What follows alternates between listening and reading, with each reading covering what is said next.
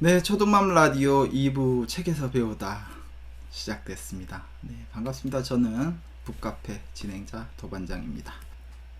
네, 2부 책에서 배우다 오늘의 책은요, 바로 이 책입니다. 보이시나요? 네, 아이를 위한 돈의 감각. 네, 이 책의 저자는 베스코 블리너고요. 베스코 블리너. 네, 좀 이름이 어렵죠. 베스코 블리너 저자는요, 네, 버락 오바마 대통령의 경제자문위원을 역임했고요. 30년 동안 미국 최고 재정 전문가로 활동을 했다라고 합니다. 대단한 분이죠. 자, 이분의 그 책을 이주만 작가님께서 이제 옮기셔서, 네, 한국의 실정에 맞게끔 새롭게 각색을 한 책이 아닌가 하는 생각이 듭니다. 자, 2020년 10월 다산에듀에서 출판된 책이고요. 원작을 한국 실정에 맞게끔 정말 잘 바꿨어요. 그래서 이 책을 읽어보시면 정말 외국의 도서가 아니라 우리나라의 어떤 작가분께서 경제 사항을 보고 우리 아이들 교육에 필요한 경제 교육을 해주는 듯한 그런 느낌이 팍팍 드실 겁니다. 총 페이지 수는요 322페이지고요. 그림이 없이 거의 글로만 이루어진 책이지만 읽다 보면 여러분 힘들다거나 지루하다거나 하는 생각이 절대 들지 않습니다. 책을 읽는 사람에 따라 느낌은 좀 다르겠지만 자녀의 경제관을 심어주기 위해서 부모가 먼저 이해해야 될 부분들, 우리 부모들이 어떻게 경제관념을 가지고 우리 아이들에게 접근을 해줬을 때 우리 아이들이 앞으로 경제적으로 풍요롭게 살 수 있을지에 대해서 이 책에서는 많은 것들을 알려주고 있습니다. 제가 최근에 본 책들 중에서는 굉장히 마음에 드는 책이었어요. 그러니까 최근에 본 책들 중에서 이제 여러분에게 강력하게 이제 보십시오라고 얘기 드릴 수 있는 게 초삼, 네, 초삼. 뭐 여러분 벌써 이제 많이 보셨죠? 네, 조회수 1000명이 넘을 만큼 많이 보셨었고요. 이 책은 그 책과 더불어 저는 굉장히 강력하게 여러분께 권해드릴 수 있는 책인 것 같습니다. 책의 구성을 살펴보면요, 원칙, 그 다음에 저축, 소비, 투자, 이렇게 총 4가지 테마로 이루어져 있습니다. 어떤 행동을 하든 간에 항상 원칙이라는 게 여러분 존재하잖아요. 뭐 바로 자녀와 돈 이야기를 이렇게 주제로 이렇게 나눌 때 그런 생각 들잖아요. 우리 한국 부모들은 자녀에게 뭔가 돈을 얘기하려면 뭔가 껄끄럽고 뭔가 부모로서 조금 자격이 미달되는 건 아닌가 하는 그런 부분도 들고, 또 자녀와 돈 얘기를 하다 보면 뭔가 얼굴을 붉힐 것 같은 생각이 많이 들잖아요. 이 책은 그런 부분에 있어서 조심조심 자녀들에게 어떻게 돈에 대한 이야기를 꺼내면서 경제관념을 어떻게 가지게 해줄 것인지에 대한 이야기들로 구성이 되어 있습니다. 혹시 뭐 먼저 읽어보신 분들 계실까요? 계시다라면은 아마 제 이야기에 굉장히 공감을 해주지 않을까 생각합니다. 참고로 초등맘 라디오 북카페에서 진행되는 책에서 배우다 책의 대다수는요, 초등맘 카페에서 서평책으로 지원된 들 중에서 제가 선별을 해서 좀 괜찮다고 생각되는 책을 여러분께 이야기 드리고 있고요. 출판사로부터 별도 요청을 받거나 하지 않았습니다. 이 점 명확하게 여러분에게 밝혀드리고요. 출판사에서 요청을 하는 경우라면 제가 차라리 저자님을 소개시켜 주셔서 저자님을 출연시켜 주세요 라고 얘기를 하거든요. 그래서 도작가의 개인적인 견해가 담겨져 있으니까 이 점 여러분 충분히 고려해 주시면 좋을 것 같습니다. 자, 본격적으로 책 속의 이야기에 빠져볼까요? 자, 1장에서는요, 자녀와 돈 이야기를 나눌 때 고려해야 될 14가지 원칙을 이야기해주고 있습니다. 첫 번째가요, 경제교육은 일찍 시작할수록 좋다. 네, 여러분도 이 점 공감하시나요? 경제교육 여러분 언제부터 시키고 계세요? 저는 아이가 5살 정도 때부터 시작을 했습니다. 그래서 아빠가 책을 읽어줄 때, 그러니까 한 5살 됐을 때는 아이가 책을 읽는다는 개념을 굉장히 아이가 이제 알고 있어요. 그래서 아빠가 밤마다 책을 읽어주는데 제가 책을 읽어줄게 이렇게 와 이게 아니라, 아빠에게 책을 읽어달라고 하면 넌 용돈을 벌 수 있어 라고 이야기해서 책 2권에 이제 책 1권에 100원씩의 용돈을 주었고요. 그거를 대지저금통에 아이가 저금을 할 수 있도록 저는 해줬어요. 그리고 돼지 저금통을 몇 개를 준비를 했고요. 그 저금통마다 용도를 적었습니다. 이 책에서도 비슷한 사례가 나오는데요. 저는 장난감 살 수 있는 거, 그리고 책을 사볼 수 있는 거, 배우고 싶은 거, 여행 갈 수 있는 저금통, 뭐 이런 식으로 4가지 저금통을 준비를 주었고요. 이 저금통에 가득 찼을 때 돈을 사용할 수 있고, 그 전에는 사용할 수 없는 걸로 약속을 아이랑 했죠. 그리고 그 약속을 지금도 지키고 있습니다. 다만 지금은 이제 6살, 이제 곧 7살이 되다 보니까 책 읽는 습관을 가지기 위해서 이제 저녁은 자연스럽게 이제 아빠에게 책을 읽어달라고 합니다. 책을 제가 읽어주지 않으면 아이가 불안한지 습관이 되어서 잠자는 거를 자지 않겠다고 하거든요. 늘 제가 몇 번 이야기 드렸지만 요즘 아침에 눈 뜨고 일어나서 혼자 한글을 몰라도 그림책을 보면 아빠가 용돈을 주는 걸로 제가 약간 레벨업을 했어요. 이렇게 해서 아이에게 책을 읽는 습관도 길러주고 있고요. 경제 교육도 함께 시작하고 있습니다. 여러분들은 어떠신가요? 자, 이 책에서 두 번째, 자, 자녀의 연령에 맞게 가르치자. 네, 자녀가 돈에 대한 개념을 알 수 있는 이해력이 나이에 따라 다를 수 있잖아요. 이 책에서는 자녀의 나이별로 자연스럽게 아이가 받아들일 수 있게 가르쳐야 된다라고 얘기를 하고 있고요. 세 번째로는 구체적인 사례를 들어서 설명해야 된다고 얘기하고 있습니다. 그러니까 우리가 부모의 말이니까 무조건 들어, 이렇게 이야기하기에는 이제는 시대가 바뀌어서 그렇게 해서는 아이들을 설득할 수가 없다는 거죠. 구체적으로 사례를 들어서 설명을 해야 된다는 거고요. 네 번째, 자, 그럼 구체적인 사례란 건 어떤 식으로 또 설명을 부가적으로 할 것인가? 바로 수치화된 설명을 하라는 겁니다. 복리이자라든지 이런 부분들, 포털 사이트에 들어가셔서 여러분 온라인 이자 계산기 이렇게 검색하시면 나와요. 그러면 얼마의 돈을 얼마를 넣었을 때 이자가 몇 프로라면 얼마의 이자가 붙는다, 얼마가 생긴다, 이렇게 이제 보여지게 되니까 아이들에게 눈으로 수치화된 부분들을 보여주면서 설명을 해주면 아이들이 이해가 쉽다라고 얘기를 하고 있습니다. 아무래도 조금 고학년이 됐을 때 가능한 부분이 아닐까 싶은 생각이 들긴 하지만, 또 아이들이 수에 대해서 좀 빠르다라면 이런 나이에도 충분히 가능하지 않을까 이런 생각이 드네요. 다섯 번째로는요, 자녀에게 모든 사실을 공유할 필요는 없다는 것입니다. 여러분들이 이제 아무래도 조금 주의해야 될 게, 실패담을 말해줄 때, 그러니까 아이들이 가끔 부모에게 이제 왜요? 라고 이렇게 많이 묻잖아요. 그럴 때 경제적인 부분을 물을 수 있는데, 엄마 아빠는 뭐 경제적으로 해서 실패한 적이 없어요 라고 이렇게 물어볼 수도 있단 말이에요. 그럴 때는 실패한 거를 고지고대로 다 얘기할 필요는 없다는 거예요. 단지 아이들에게 이야기를 해야 된다라면 경험을 토대서 얻은 깨달음을 아이들에게 공유해주는 정도면 충분하다는 거죠. 자칫 구체적인 잘못된 부분을 다 이야기하다 보면 아이들이 그것을 오해해서 받아들일 수 있기 때문이라고 합니다. 자, 여섯 번째, 거짓말로 상황을 빠져나가지 말라. 지금 돈이 없어서 젤리를 살 수 없어, 이런 거 있죠. 그러니까 우리 아이들이 가장 많이 하는 게, 아이들이 사고 싶고 보고 싶고 하고 싶은 게 너무나 많아요. 분명 어제 로봇 장난감을 샀는데도 오늘 본 새로운 애니메이션 영화를 보고 그 장난감을 마트에서 사달라는 경우도 있잖아요. 그런데 이럴 때 여러분 어떻게 하고 계신가요? 자, 저자는요 이렇게 얘기하고 있습니다. 아이들에게 이 상황을 모면하기 위해서 지금 엄마가 돈이 없어, 지금 아빠가 돈이 없어서 못 사줘, 이렇게 얘기해서는 안 된다는 거예요.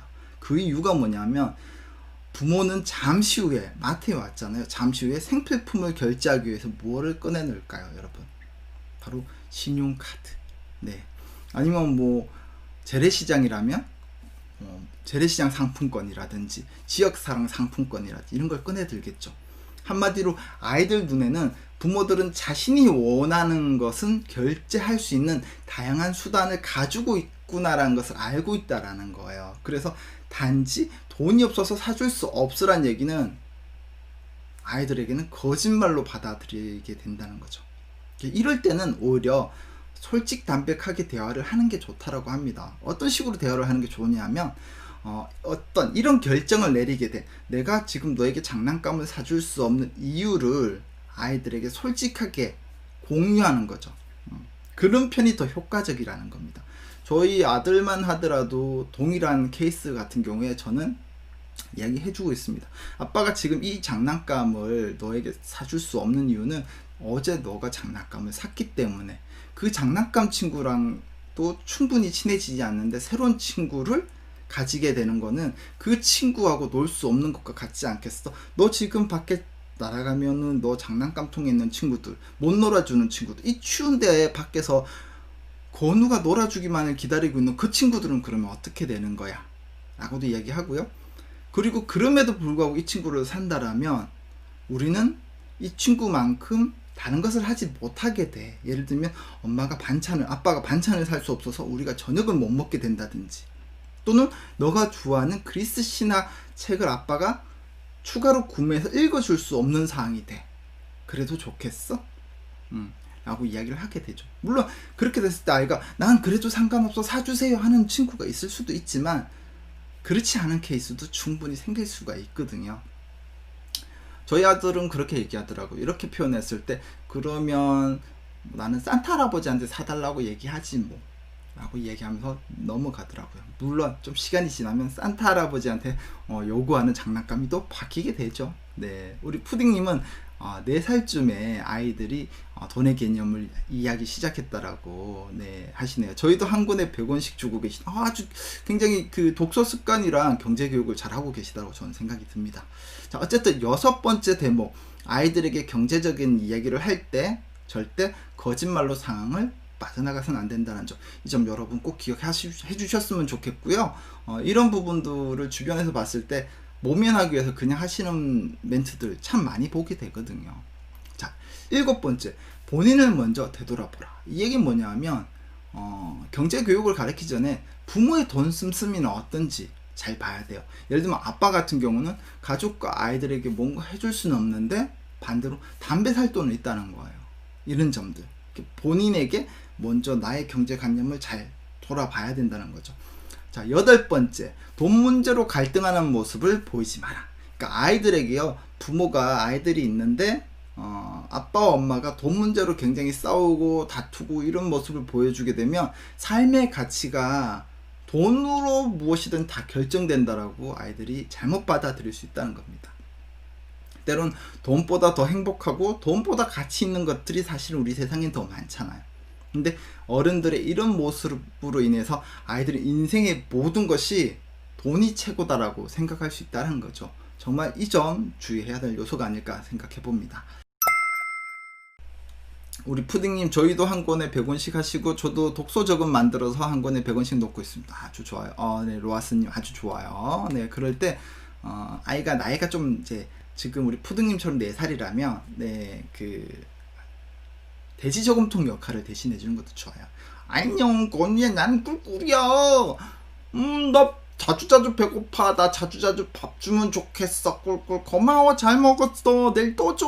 뭐 이런 식으로. 네, 그럼 저 이제 또 저금통이 4개인데 이런 100원이면은 한 명만 줄 수 있잖아요. 그럼 옆에 이제 꿀꿀 건이야, 나도 밥 좀 줘. 나도 배고파. 나 등치가 이만해. 뭐 이런 식으로. 그럼 아이가 역할놀이도 같이 하기 때문에 너무 재밌어요. 그러면서 내일 저 꿀꿀이도 밥을 주기 위해서 아빠 책을 한 권 더 읽어줘야 돼, 이런 식으로 다가오거든요. 네, 이런 부분들이 또 책이랑 친해질 수 있고요. 나이가 어릴수록 좋습니다. 그러면 아이가 초등학교 최소한 3학년 갈 때까지는 책과 친하게 지낼 수 있고요. 책을 보는 습관화가 되거든요. 네, 많이 활용해 보시면 좋지 않을까 생각해 봅니다. 우리 6로맨티스님, 오늘 주제 말씀 좋은걸요? 네, 오늘 책 진짜 좋습니다. 제가 현재 1장 첫 번째 테마 원칙에 대해서 이야기 드리고 있지만 어느 것 하나 빼먹을 수 있는 요소가 진짜 없거든요. 여러분 꼭 읽어보셨으면 좋겠습니다. 9번째, 단계를 갖춰 자녀의 경제 독립을 준비하라 입니다. 무슨 말인지 딱 와닿으시죠? 자, 10번째, 경제 교육은 부부 공동의 책임이다.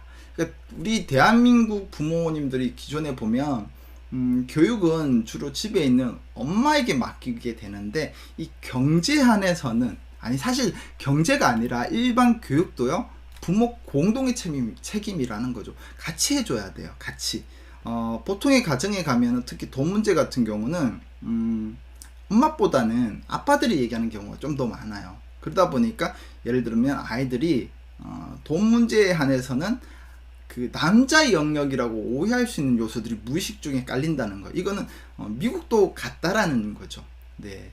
선진국조차도. 그래서 돈 문제에 대해서는 부모가 같이 얘기를 해줌으로 해서 아이가 우리 집에서는 평등이라는 것도 배운다는 개념이죠. 네. 이런 이제 부분이 자녀와 대화를 하는 데 있어서도 굉장히 이제 중요하다는 거. 여러분들이 이제 판단해 주시면 좋을 것 같고요. 그런 건 있죠. 교육에 있어서는 교육관이 다를 수 있으니까 부부 중에서 한 명이 주체자가 되면서 다른 한 명이 그에 맞춰서 같이 나가줘야 되는 거고요. 금전이라는 부분도 동일할 수 있습니다.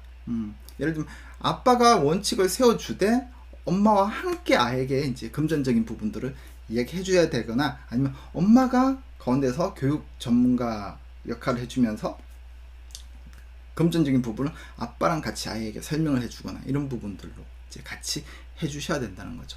자, 11번째. 금융 지식과 관련해서는 남녀의 격차를 만들지 말라. 10번째 이야기의 연장선상이 될 것 같습니다. 자, 그리고 12번째. 다른 사람과 비교하지 말라. 이거 굉장히 중요하거든요. 우리 일상에서 진짜 많이 보이고 이게 지금 사회적으로 가장 큰 문제가 되고 있습니다. 여러분 뉴스 보시면 아시잖아요. 어떤 아파트와 그 옆에 아파트. 이거 사실은 아이들의 문제가 아니고 잘못되고 몰상식한 부모들로부터 생기는 사회적 문제고요. 미래 아이들을 슬프게 하는 문제입니다. 다른 가족들의 소비 습관이나 가치관에 대해서 섣불리 추측하거나 예단하면 안 된다는 거죠. 아이들 앞에서 누구 집 엄마는 돈을 어떻게 쓰고 그런 거는 그 사람의 가치관에 따라서 결정되는 거기 때문에 함부로 아이 앞에서 이야기하면 안 된다는 거고요. 또 이런 부분들이 뭐겠어요, 여러분. 아파트도 우리는 자가 아파트인데 옆에는 분양, 임대 아파트인 거죠. 네. 그래서 자가 아파트와 임대 아파트의 어떤 문제점들 아시죠, 여러분? 무슨 말인지. 네. 우리는 자가 아파트인데 저 사람들은 임대 아파트가 뭐야, 엄마? 내 집 말고 나무 집에 사는 거. 이런 식으로 해서 깎아내릴 수 없다는 거죠. 임대 아파트 살더라도 네, 부자 있을 수 있어요. 저 포항에서 지금 임대 아파트 살거든요. 근데 서울에 집이 있단 말이에요. 네. 모르잖아요, 상대방이. 네. 상황에 따라 그렇게 살 수도 있는 거고요. 네. 임대 아파트 사시는데 은행에 현금 10억 있을 수도 있고 주식이 삼성전자만 몇십만 줄 가지고 있을 수도 있는 거예요. 그러니까 함부로 그렇게 하면 안 된다는 거죠. 부모가 아이들에게 돈으로 사람의 모습을 결정짓는 모습을 절대 보여주면 안 된다는 겁니다. 자, 13번째. 경제 교육은 일상생활에서 이루어져야 된다는 거예요. 생활 속에서 아이들에게 하나하나 경제에 대한 이해를 시켜주시는 게 좋고요. 자, 14번째. 부모의 솔선수범보다 더 강력한 경제 교육은 없다라는 겁니다. 요렇게 기본 아이들과 금전적인 이야기 할 때는 14가지의 원칙 하에서 아이들과 대화를 했을 때 아이들이 굉장히 건전하고 건강한 경제관념을 가질 수 있다라는 것입니다.